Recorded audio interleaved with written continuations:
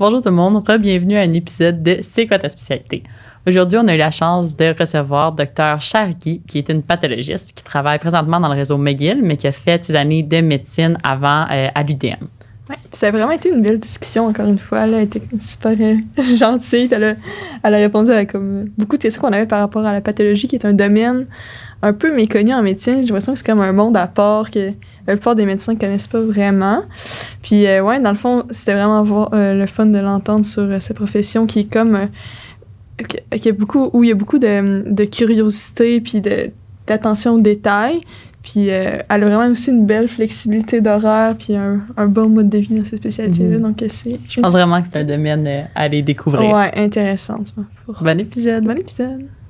Donc, avant de commencer l'épisode, j'aimerais ça remercier notre commanditaire officiel, Archer. Archer, c'est une firme de finance qui se démarque vraiment par sa simplicité, sa rapidité d'exécution et son expertise. Oui, puis c'est une firme qui est spécialisée en médecins. Donc, n'hésitez pas à les contacter là, si vous avez des questions par rapport aux bourses, à la marge de crédit, à des assurances invalidité ou à des options de placement.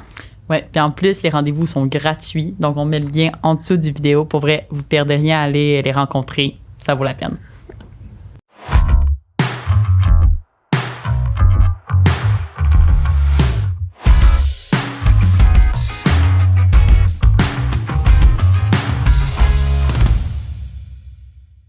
Dr. Chargui, merci beaucoup d'avoir accepté notre invitation.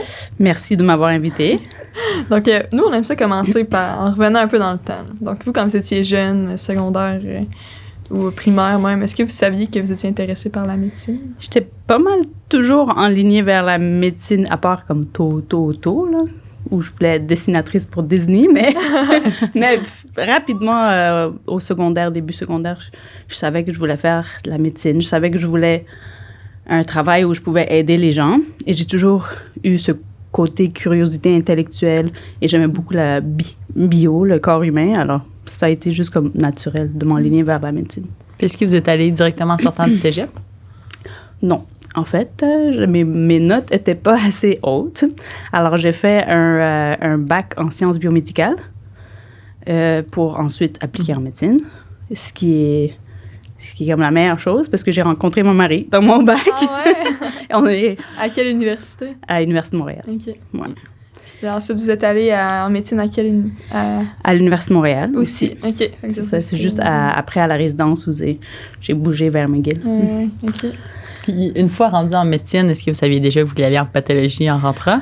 Non. En fait, initialement, je voulais faire pédiatre. OK. Mais j'ai fait mon stage en pédiatrie, puis j'ai réalisé que c'est pas tout à fait ce que je pensais, peut-être parce que j'ai fait mon stage à Sainte-Justine, et c'est un centre hyper spécialisé.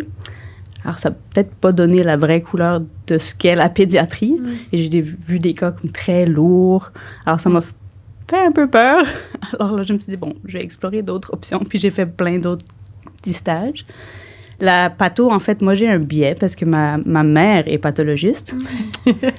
Mais en rentrant en médecine, j'étais comme, je vais pas être comme ma mère.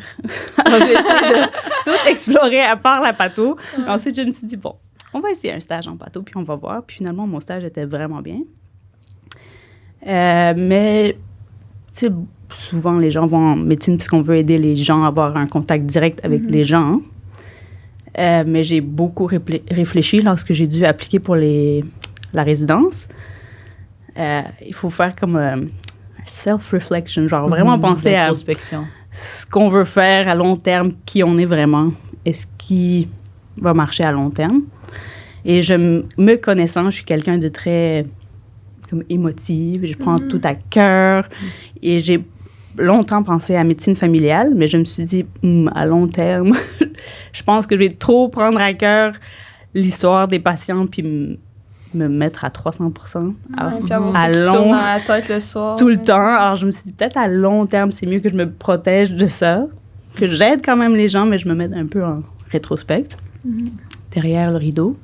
Puis il y a aussi le côté très... il y a un côté très... un peu geek des pathologistes. Parce que, comme en médecine, on veut tout savoir tout le temps, mais particulièrement les pathologistes, on est très, très geek. Puis on veut toujours savoir, mais pourquoi? Mais pourquoi? Mais pourquoi? Très sur le petit détail. Puis c'est ça, très méticuleux, un peu obsessif-compulsif, ce qui est un peu ma personnalité. Ça me fait penser à mon fils qui a 3 ans, puis il est dans sa phase de pourquoi, mais pourquoi? C'est vraiment ça, mon travail. Alors, c'est ça qui m'a attirée vers la patho. Puis c'était comment la résidence en pathologie? C'est différent d'autres résidences, j'imagine, mais la première année, c'est une année clinique. Alors, on fait beaucoup de cliniques, parce qu'il faut avoir une base solide en connaissances cliniques. Puis le reste, c'est vraiment voir des cas, autant de cas possibles, des collections. Donc, on n'est peut-être pas autant affronté au stress que des résidents en médecine interne, disons. Mais c'est surtout en voir, puis habituer l'œil à reconnaître des patrons. Oui, c'est ça. Est-ce qu'il y a beaucoup de cours théoriques aussi dans la résidence? Parce que j'ai l'impression que c'est des connaissances qu'on n'a pas tellement développées. Tu sais, on a la base en médecine. Mais... C'est ça. On n'est pas, en fait, préparé... On n'est pas exposé à la patho dans notre curriculum de médecine en général. Alors, moi, parce que j'ai un biais, puisque ma mère est pathologiste, je me suis dit, peut-être, mais sinon, personne n'y pense. Mais non, il n'y a pas de cours... vraiment de cours théoriques en tant que tel universitaires. C'est sûr qu'il y a comme des cours avec nos patrons, mais c'est vraiment en voir. Sinon, on peut lire autant qu'on veut dans les livres, mais c'est jusqu'à temps qu'on voit un vrai cas qu'on a pu appliquer réellement, on apprend. Associer, c'est ça, un vrai cas à la théorie, mettons, ça aide tellement à retenir. Exactement. Puis il y a beaucoup de résidences qu'on se fait dire que c'est pas mal un moment qui est difficile dans la vie des étudiants, dans le sens que c'est vraiment chargé, c'est des longues heures. Est-ce que vous diriez qu'en pathologie, il y a un meilleur balancement vie-travail en résidence ou c'est comme les autres? Bien, je pense que c'est différent dans la résidence et je pense en tant que patron aussi. C'est sûr qu'il y a plus de flexibilité, disons, parce que c'est pas une clinique de telle heure à telle heure, disons, puis c'est pas le stress d'adrénaline aigu d'un code, mais c'est du volume, dans le fond. Donc, ça dépend du volume qu'on a. S'il faut rester 13 heures par jour, il faut rester 13 heures par jour pour finir le volume.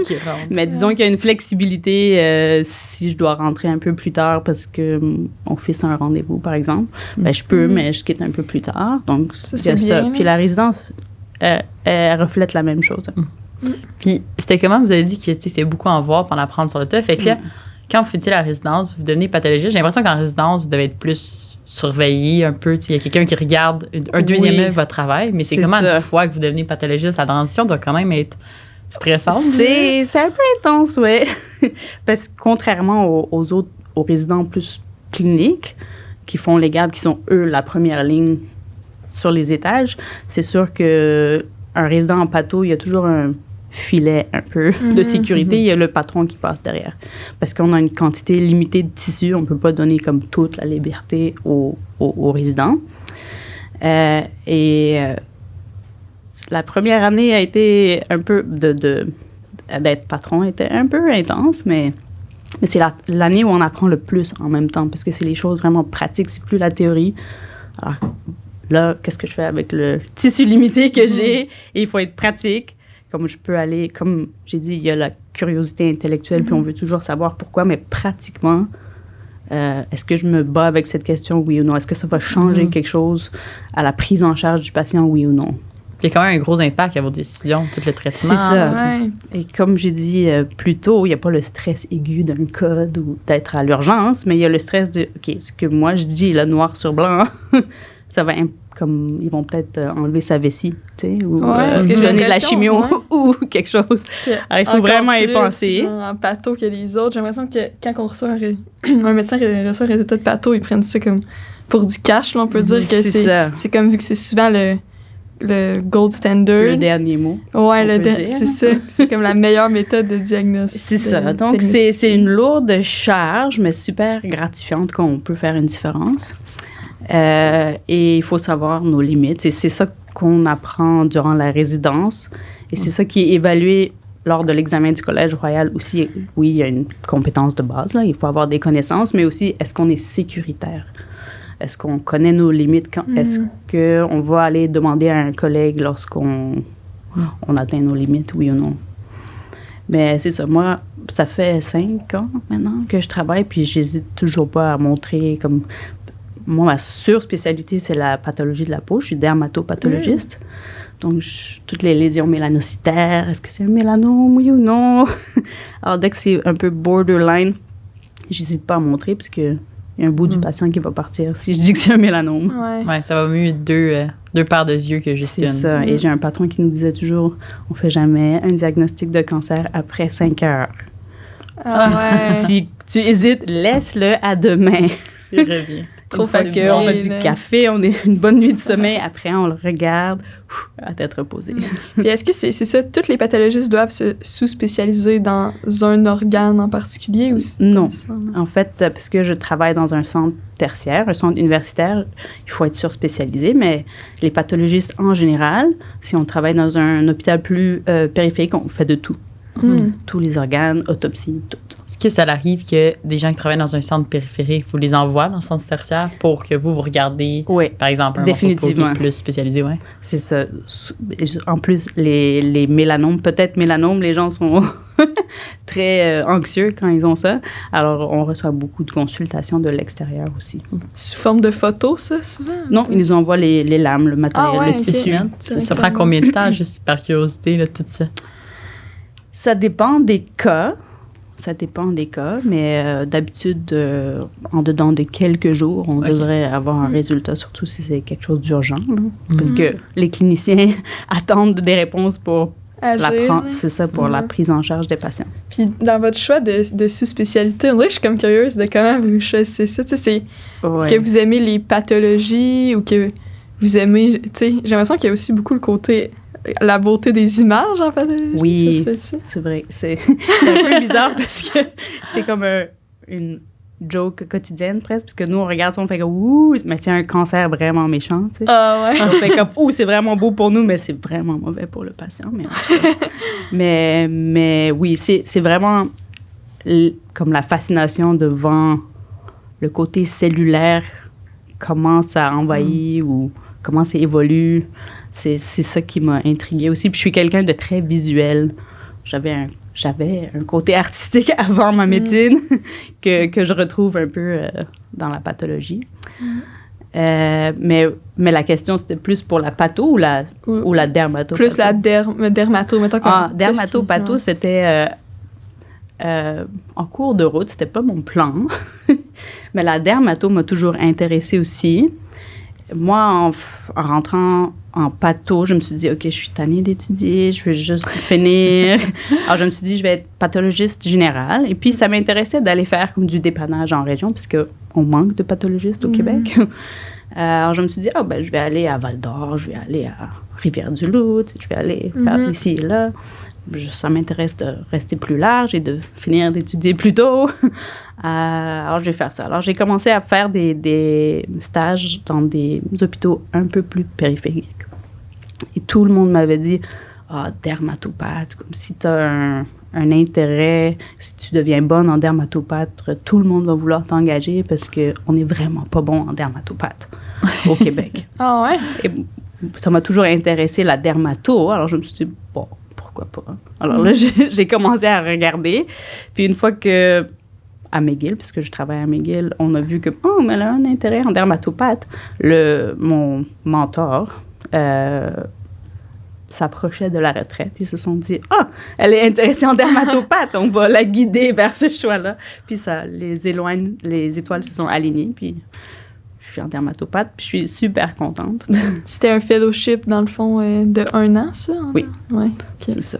C'est vraiment parce qu'il y avait un besoin spécifique au CUSUM. Alors, j'ai vraiment répondu à ça. Puis il y avait aussi l'aspect, ce qui m'a mis un peu la puce à l'oreille. J'avais fait mes stages en périphérie un peu, où les gens m'avaient dit qu'il y avait un manque en connaissances dermatopathologiques au Québec, mais aussi, durant un de mes stages, avec un de mes patrons qui fait du sein, en fait, il m'avait, comme mon évaluation de fin de rotation, de stage, il m'a dit, il me demandait c'est quoi mes plans et tout, puis je lui ai dit, je vais faire un patho général, je vais en périphérie, puis il me dit, t'es sûre parce que t'aimes enseigner. T'es sûr que tu veux pas rester dans un centre universitaire? Puis sur le coup, j'ai fait comme, ben non. Puis j'ai réfléchi après, c'était comme, ouais, c'est vrai que j'aime enseigner. Alors, c'est ça qui a mis tout en perspective, puis qui me menait où je suis. C'est que vous avez cette composante-là en ce moment aussi dans votre emploi, que vous enseignez aux étudiants. Aux résidents, non seulement de pathologie, mais de dermatologie, puisqu'ils doivent avoir des connaissances en patho, et les étudiants en médecine de temps en temps. Ouais. C'est cool. Puis, dans le fond, c'est quoi la composante que... Vous êtes dans le labo toute la... Comment quoi ça ressemble votre semaine en général? Donc, oui, on est souvent un peu en retrait de l'hôpital. Donc, c'est un peu différent dans un centre universitaire que dans un centre plus périphérique, puisqu'on est un gros centre où il y a beaucoup de volume. Moi, je regarde principalement les lames. Je suis assise à mon microscope principalement, puis cas par cas, corrélation clinique, j'ai mon ordinateur. Mais il y a une composante pour les pathologistes plus généraux. Il y a aussi la macroscopie, qui est la dissection de l'organe, puisque non seulement il faut regarder la pathologie sous le microscope, mais il y a aussi l'organe. Vous le recevez. À l'œil, on le reçoit en entier. Ouais. Alors, une partie de l'examen, c'est l'examen macroscopique, qui est très important, puisque de l'examen macroscopique, il faut sélectionner les bons morceaux pour nous donner la bonne information sous le microscope. Donc, il y a cette composante, la microscopie. Et aussi, on n'est pas isolé, comme on ne peut pas faire un diagnostic tout seul. Je suis toujours en communication avec les cliniciens. Il y a les comités des tumeurs qu'on appelle, les rencontres où on discute avec les cliniciens, les radiologues, pour discuter des cas plus difficiles, que ce soit des cancers ou plus médical. Donc, communication constante. Et l'enseignement, ça prend une bonne partie de mon temps aussi. C'est principalement ma journée, ma semaine. Puis vous avez dit qu'il y avait un gros manque en pathologiste au Québec. On a vu une statistique. Oui, bien c'est ça. J'avais quand même été surprise par ça. Il y a comme, je pense, 250 au Québec. Versus, il y a comme 650 radiologistes. Là, dans ma tête, c'est pas la même chose, mais les deux, c'est comme de recevoir des images photos ou des images comme de tissu, puis de faire un diagnostic. C'est des spécialités diagnostiques. Mais d'avoir cette grosse différence-là, c'est quand même... Vous devez avoir un volume quand même. Un gros volume. Mais comme j'ai dit, on est peu exposé à la pathologie durant notre curriculum, contrairement à la radiologie. Alors, je pense que c'est en partie le problème. Et je pense que comme historiquement, il y a eu un long moment où je pense qu'il y a eu comme une image du pathologiste un peu rat de laboratoire antisocial, je pense, ce qui est vraiment pas le cas. Donc, je pense que ça n'a pas aidé la spécialité, mais comme dans ma cohorte en médecine, je pense que j'étais la seule, je pense, qui avait appliqué en patho presque. Il y a eu un peu plus d'intérêt après, mais c'est vrai qu'il y a un gros manque puis un gros volume à combler. Qu'est-ce que vous diriez aux étudiants pour les attirer en pathologie? C'est un message que vous voulez envoyer? Moi, je dirais que, c'est sûr que il y a la flexibilité de l'horaire qui est bien. Puis, il y a vraiment, je reviens à cette curiosité intellectuelle comme le pourquoi, parce que il y a le côté clinique du travail, mais aussi une grosse composante recherche, parce qu'on est les gardiens du tissu, si je peux dire. Alors, beaucoup d'opportunités de recherche au niveau de pathologie. Donc, si c'est quelque chose qui intéresse les étudiants, je pense que la patho serait une bonne idée. Mais je dirais que même si vous n'êtes pas intéressé par la patho, je dirais que ça serait bien de faire un stage en pathologie. Je pense que ça manque dans le curriculum parce qu'il y a encore à ce jour beaucoup de cliniciens qui n'ont aucune idée qu'est-ce qu'on fait parce qu'ils pensent qu'on met le tissu dans une machine puis il y a un résultat qui sort à l'autre bout, alors que c'est plus complexe que ça. Donc, je dirais ça, surtout curiosité intellectuelle et flexibilité de l'horaire, c'est les deux choses principales. Mais c'est vrai que tu sais, parce qu'on a des rotations à choix, mais tu sais, on essaie de... C'est ça, il faut faire des choix, tu sais, on pourrait en faire plein. On dirait que ça aurait été bien d'avoir, c'est ça, au moins une petite semaine en pathologie, parce que c'est vrai que c'est comme un mystère, là, on sait pas trop Comme Ouais. pour de vrai, qu'est-ce qui se passe. C'est drôle parce qu'on va quand même sûrement, peu importe ce que tu choisis de faire comme résidence, tu vas Exactement. devoir parler à un pathologiste à un moment donné, tu vas devoir interagir avec. Fait que c'est vrai que ça aurait été bien de savoir qu'est-ce qui se passe sur le bord du téléphone qui t'appelle ou... Ouais. Ben, ou même si vous pouvez pas faire un stage officiel en pathologie, je suggère durant vos stages, même en chirurgie, que moi j'étais toujours là désignée pour que ben je vais apporter le spécimen en patho puis je vais aller voir en même temps. Alors c'est une bonne opportunité, C'est bon. puis ça reste dans votre future pratique la communication avec le pathologiste Ben parce ouais. que comme souvent on sait même pas où ils sont les pathologistes. Tu sais, moi j'essaie de mon mieux de comme tout le monde a mon numéro de téléphone, je pense, pour le meilleur ou pour le pire. Alors, tout le monde me contacte, puis j'échange souvent avec les dermatologues, surtout, parce que c'est seulement en échangeant l'information, parce que si on m'écrit juste rash cutané, ça me dit pas grand-chose. Ouais. Il me faut plus d'histoire clinique pour arriver, pour diriger mon investigation, puis arriver à un diagnostic qui aide plus. Mais c'est ça, je dirais, même si vous n'avez pas un stage officiel en patho, passez, faire un petit allez tour. regarder la lame avec le pathologiste. La Ils sont curiosité. gentils. Ouais, c'est bon ça. conseil. Je me demande de ça, vous avez parlé de, en opération, vous amenez la lame, tout ça. Je sais que parfois, pendant des opérations, par exemple, de cancer, ils prennent Oui. des spécimens pour voir si les marges, ils ont toutes été enlevées. Bravo. Est-ce que vous faites ça dans la chaire de chirurgie, genre, ou vous faites ça dans, comme Oui. le spécimen est amené à votre laboratoire de pathologie? Ben, Vous êtes ça sur dépend de place. l'hôpital, mais d'habitude, il y a une salle proche des salles d'op OK. pour les consultations intra-opératoires. C'est vrai que je ne l'ai pas mentionné tantôt. Mais à part les spécimens qui vont à travers le processus régulier de fixation et de processus de tissu, il y a les consultations intra-opératoires qui sont quand même une grosse composante de ce qu'on fait. Et comme tu avais dit, il y a les marges ou par exemple, s'il y a un cancer du sein, le chirurgien va prendre un ganglion, le ganglion sentinelle, puis nous demander est-ce qu'il y a du cancer là-dedans. Puis s'il y a du cancer, ben, il va falloir faire un évidement ganglionnaire. Donc, c'est quand même une grosse charge. Mais pendant ce temps-là, le chirurgien, il attend que vous faites votre travail. Puis là, Ouais. Donc, c'est pour ça qu'il ne faut pas traîner. Là. On devrait, en dedans de 10-15 minutes, donner une réponse. Mais c'est ça. C'est une grosse composante aussi. Donc, est-ce qu'il y a des calls en pathologie pour cette raison-là? Oui. Ben, pour les consultations intra-opératoires, c'est le jour plutôt. Mais c'est sûr qu'il y a des gardes de soir. Et on se fait appeler puisqu'il y a des urgences où il faut qu'on se fasse appeler. Mais c'est sûr que ça, c'est un autre avantage de la patho. Si vous aimez dormir, c'est oui, on a des gardes, mais c'est sûr qu'on ne se fait pas appeler très souvent. C'est rare. Mais il faut être disponible. Ouais. Pour moi, par exemple, en dermatopathologie, il y a comme une réaction cutanée à un médicament qui est comme super aiguë et il faut qu'ils aient la réponse directement pour pouvoir commencer le traitement. c'est pas le genre de choses qui arrivent à chaque jour de garde. là. Non, vraiment pas. C'est quand même bon, ça. Puis, vous avez mentionné la recherche. Est-ce que vous en faites, vous, avec le centre de santé McGill? Oui, je suis sûre qu'il y a des collègues qui en font plus que moi et la recherche peut avoir différentes allures. Ça peut être de la recherche très de base, de médecine de base moléculaire et tout ça, mais ça peut être aussi plus large, une étude plus épidémiologique aussi. J'en fais un peu, mais comparé à mes collègues, ils en font beaucoup plus. OK. Et c'est un autre aspect de la patho, c'est que avec l'avancée de la médecine où on trouve de plus en plus de traitements, puis on trouve les cancers de plus en plus tôt, on essaie d'avoir des thérapies plus ciblées que standard, la même chose pour tout le monde.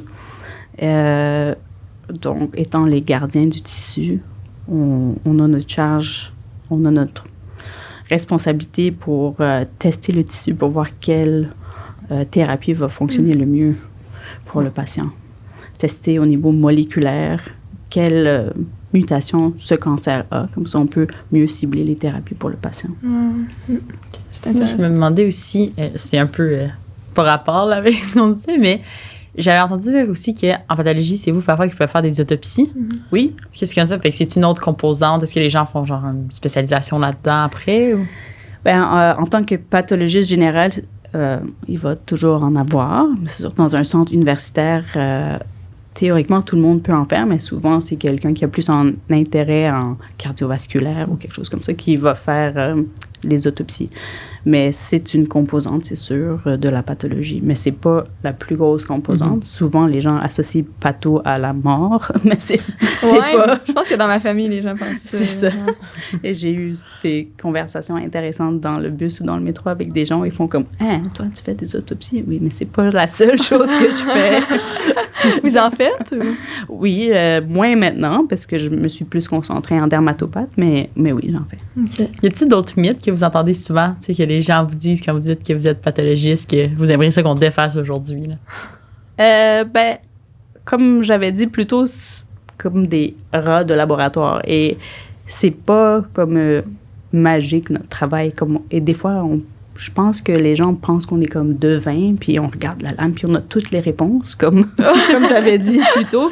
Mais c'est vraiment pas le cas. C'est vrai qu'on a beaucoup de réponses sur nos lames, mais je reviens à la communication avec les cliniciens. Je peux pas faire mon travail tout seul et ils peuvent pas faire leur travail tout seul. C'est vraiment la communication.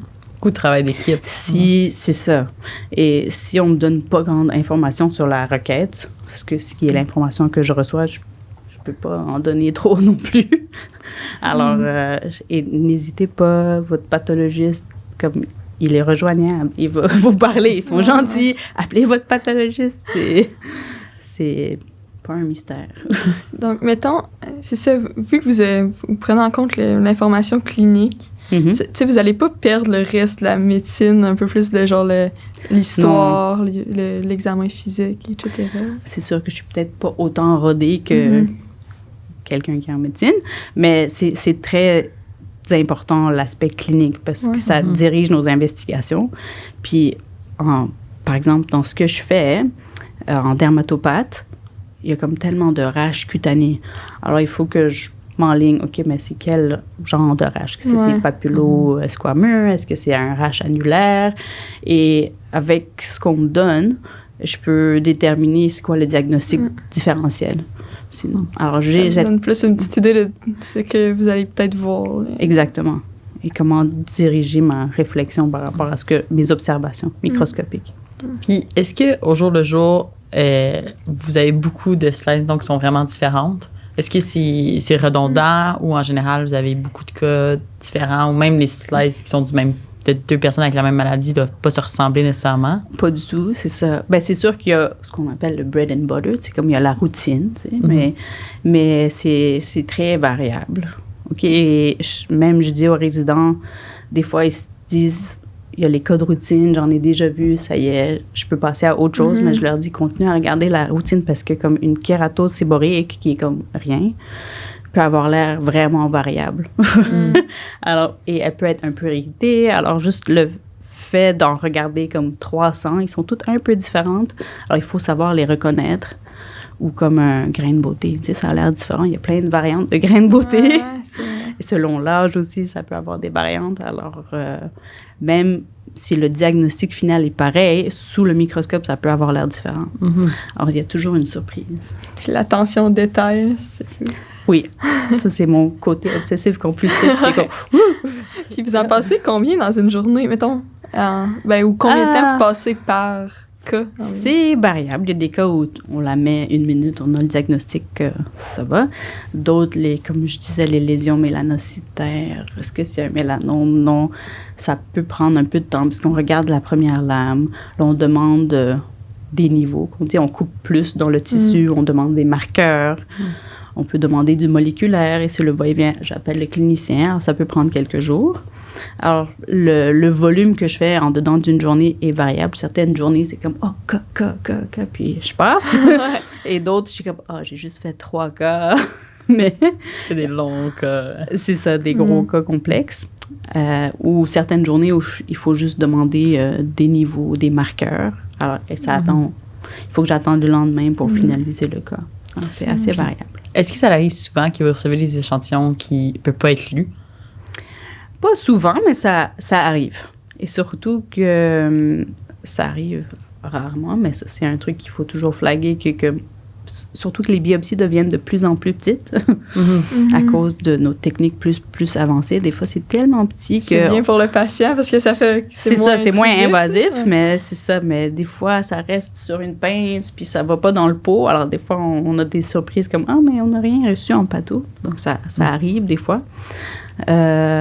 Ou juste des fois des artefacts de la procédure elle-même. La plupart du temps, on peut donner une réponse. C'est quand même rare, les cas où on peut vraiment pas donner une information. Est-ce que des fois, vous avez un contact avec le patient ou jamais? Jusqu'à maintenant, jamais. C'est vraiment via le clinicien. Ah ouais, OK. Ouais. Est-ce que ça vous manque toujours un peu? Oui et non. Des fois, j'ai des cas où je me dis comme, je me demande qu'est-ce qui est arrivé aux patients, comme des cas plus complexes. Des fois, je demande au clinicien ou je me dis comme, si ça allait vraiment pas, j'aurais reçu un autre petit bout, mais je sais pas. Donc, oui, ça me manque un peu, mais je ressens mon impact autrement parce qu'à travers les cliniciens. Comme je peux penser à un cas où il y avait une jeune dame qui avait comme des plaques urticariennes de longue date. Puis on essayait plein de traitements, puis j'ai révisé tout son matériel, puis j'ai juste dit à la dermatologue, il me semble qu'il y a plus de neutrophiles que d'éosinophiles, puis elle était comme, je vais essayer cet autre traitement, puis ça a comme fait un gros impact, puis elle m'a dit comme, la patiente, elle comme renaît, puis je le sens quand même, mais c'est moins direct, c'est sûr. Moi, je suis plus derrière le rideau. Il y a différentes façons, c'est ça, d'avoir de la reconnaissance dans ce qu'on fait, là, j'imagine. Ouais. Comment le patient qui nous remercie directement, c'est juste comme une façon. Ouais. Puis là, moi, j'ai une question aussi un peu out there, là, mais c'est comment avoir un membre de notre famille qui fait la même spécialité que nous? Est-ce que vous en parlez beaucoup, mettons, dans les souper de famille? Oui, on est un peu plate des fois parce qu'on part dans nos conversations. Mais c'est il y a beaucoup d'avantages. C'est bien et c'est pas bien, disons, parce qu'il y a ce danger de comme ramener le travail à la maison puis toujours en parler.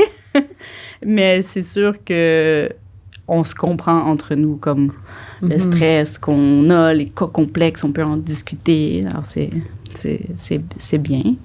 Mais mais c'est aussi que il y a toujours un comparateur, tu sais, ça. Alors, il faut faire sa place en tant qu'individu aussi, comme professionnel. Est-ce que dans le même réseau universitaire que vous? Oui, en fait, elle est ma voisine. Ah ouais? Moi, son bureau est juste à côté du mien. Alors, on se montre toujours des cas. Ah, c'est drôle. Est-ce que vous faisiez beaucoup comparer quand vous étiez en résidence, par exemple? Non, pas vraiment. Ouais. C'est autant justement, quand je devais choisir ma résidence, puis je vous avais dit que je veux pas être comme ma mère parce que je sentais déjà que j'étais beaucoup comme elle. Plus j'avance dans ma carrière, plus je fais comme, oui, c'est vrai que je suis quand même pas mal comme elle, mais j'ai ma propre identité. J'ai fait mon petit chemin, j'ai fait ma place, puis c'est bon comme ça. Ouais, on apprend à s'affirmer plus on vieillit, là, c'est ça, exactement. Ouais, c'est cool. Puis sinon, c'est quoi, par exemple, l'aspect que vous diriez que vous aimez un peu moins dans votre spécialité, s'il y en a un? Il y a le côté que je sais pas qu'est-ce qui arrive nécessairement au patient, puis il y a c'est mon petit côté curieux qui fait comme, mais qu'est-ce qui est arrivé? Et l'autre aspect, je sais pas si ça s'applique juste à la patho, ça doit s'appliquer à toutes les spécialités.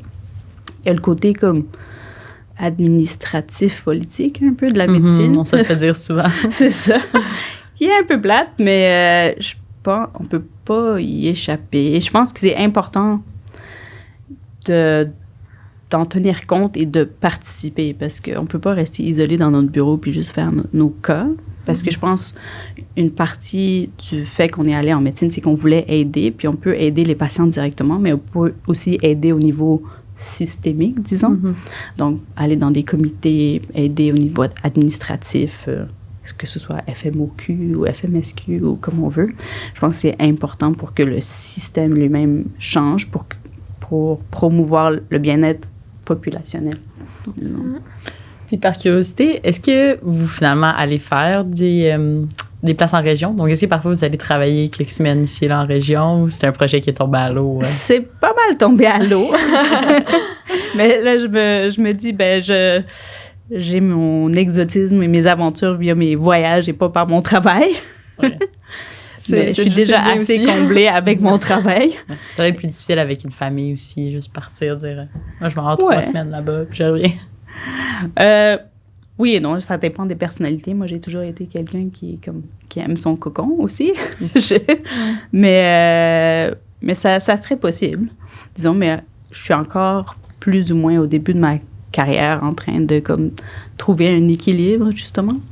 Alors, j'essaie pas trop de m'aventurer. Mais ça serait une possibilité une fois que je suis plus installée. Une étape à la fois. Oui, exactement. Sinon, un dernier conseil pour ceux qui sont comme à notre stade en ce moment en train d'essayer de choisir leur spécialité? Je dirais de rester ouvert et rester flexible. Parce qu'on rentre en médecine et en résidence et à tous les niveaux avec certaines attentes. Et il ne faut pas être trop rigide. Rester ouvert d'esprit, se faire voir, rester surtout au niveau de la résidence, quand on pense qu'on essaye de trouver où est-ce qu'on va travailler, où est-ce qu'on va trouver un poste, allez voir les gens, n'hésitez pas à appeler, vous montrer. Parce que si on ne sait pas que vous existez, on va peut-être pas vous engager. Alors, ça va être difficile, ouais. Mais ça, explorer, comme j'ai dit, même si vous n'avez pas un stage officiellement dans une spécialité, rien n'empêche que vous prenez un congé de 2 jours et que vous allez une journée juste pour observer.